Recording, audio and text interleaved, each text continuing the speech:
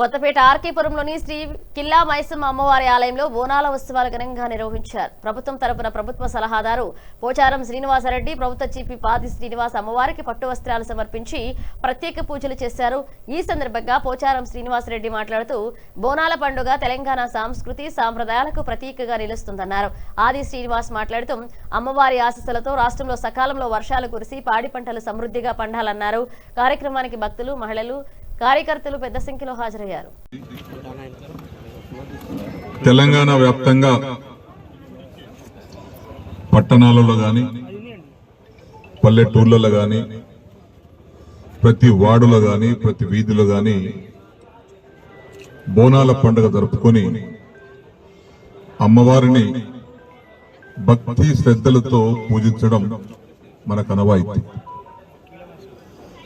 తల్లి దయ ఉంటే అన్ని ఉన్నట్లేని ఆ విశ్వాసంతో నమ్మకంతో బోనాలు నెత్తిన పెట్టుకొని ఈ ఆషాఢ మాసం నెల మొత్తం వివిధ ప్రాంతాలలో అమ్మవారిని వేడుకుంటాం. ఆ సందర్భంలోనే ఈరోజు రాష్ట్ర ప్రభుత్వం తరపున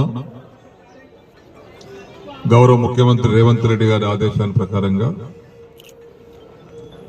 కిలా మైసమ్మ అమ్మవారికి పట్టు వస్త్రాలు సమర్పించడానికి మాకు సదవకాశం కలిగించారు.